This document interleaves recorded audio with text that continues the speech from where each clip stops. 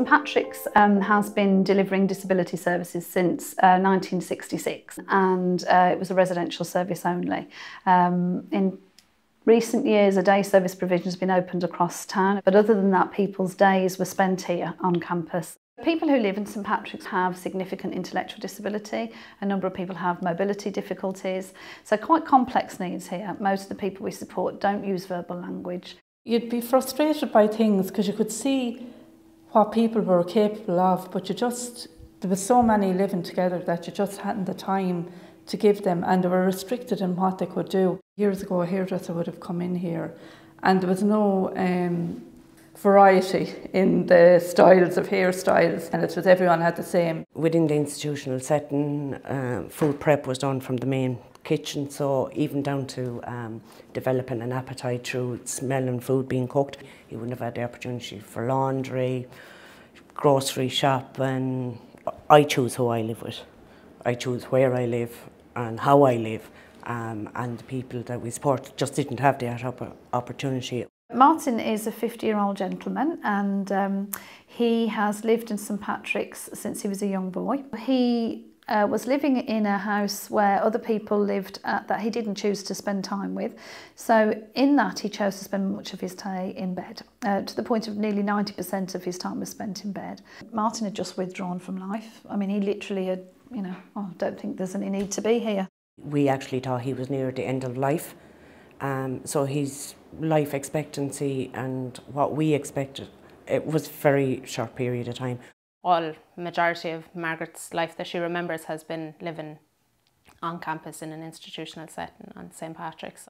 She went from an orphanage to living in a residential centre, so she'd no real experience of living in a home. 10 or more people live together in a single living unit or on a campus, which isn't normal compared to most family units or family homes. The decongregation process started really in 2016. We'd had a partial closure order of the service, which was very difficult for many people. It was very difficult for the people we support. I think for families, when the closure order happened, it must have been very devastating. It was a bit of a leap of faith we were asking families for. It is really important that it's recognised that it has to be at the pace of the person and the family, because if you want this to be sustainable, it has to be done the right way. It isn't about numbers on the page. I think that staff have been through a big turmoil as well. There was a lot of unknowns, and so staff were unsure, unions were unsure, and us as a service, we were unsure of some of the answers. When I was working in St Patrick's, the nurses that I worked with would have kind of been, they would have done a lot of the paperwork, medication, dealing with doctors and pharmacists and things like that. So I felt a bit nervous because I was there, God, now, how am I going to cope? Some of the people, maybe from the profound units within St Patrick's, I would have thought, oh gosh, it's not going to work. Initially it was thought that he might have been the last person out of St Patrick's Centre, that he wouldn't settle and all that, but some of the staff in there, like our team lead and all, had faith in him. I had faith in myself. There was a lot of concern about planning for Margaret to move to the community, and people felt that she might need a very long lead-in. Margaret has visual impairment, so that was a big challenge that we had to overcome. And she can get anxious about change and, change of staff, change of environment.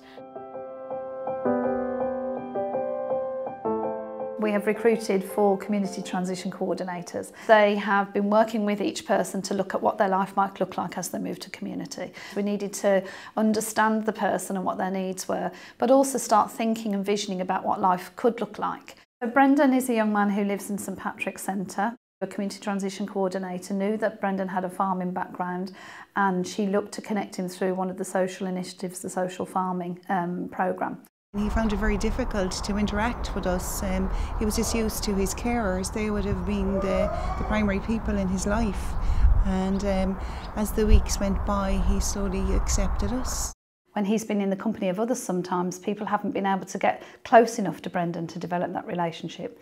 So seeing him develop that relationship and hearing how it took incremental steps for him to feel safe was really powerful. Relationships are the building blocks for everyone's happiness, and Brendan is no different, Brendan getting this opportunity to on the farm has given him an opportunity to become the person he is, and he's really grown into himself.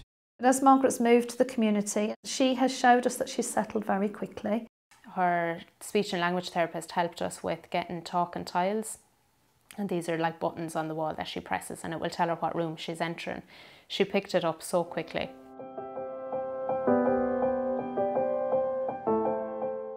We've learned so much about the people we support. They're very different people when they live in the community. They've showed us day on day that there's lots of new things to learn about them. They've showed us their resilience. They've been very patient with us as we've tried to figure that out.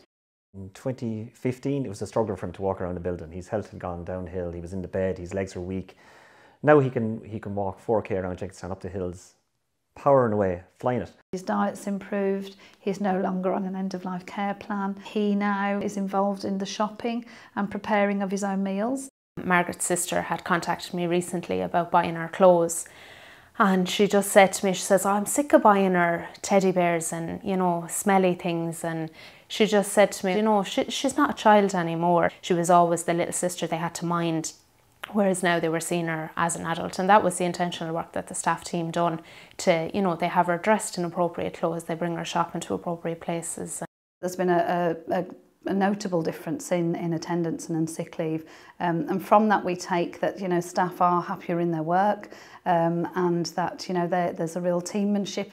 The atmosphere, the morale from the staff team, the positivity that they show, and their staff are recognising the uniqueness of each individual. I would have worked 31 years in the centre, so I'm 8 months now working out in the community. I know people can be kind of, why not going now? But you're not doing yourself any favours by doing that. You're missing so much opportunities by staying in here. And don't get me wrong, the day is very busy and you are go. But still, it's a different kind of, it's a more rewarding day. It's opened up the world to all of us, I think. As we've worked with the families, we've seen a real shift in terms of trust, and we now have families saying, when is my family member going to go, as opposed to, that's not happening. So we've had to earn that trust.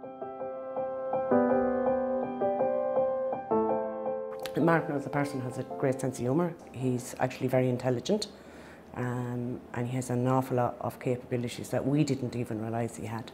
He's come so far so quick, like, his future, like, it's limitless. The social farm activity has provided clear indication where Brendan's at his happiest, where he's most comfortable, where he's most content, and I suppose that needs to be something that's at the heart now moving forward, deciding where Brendan will move into the community. There's no doubting, like, in his head and his heart, he really is. He is a farmer, you know, and that's where he should be.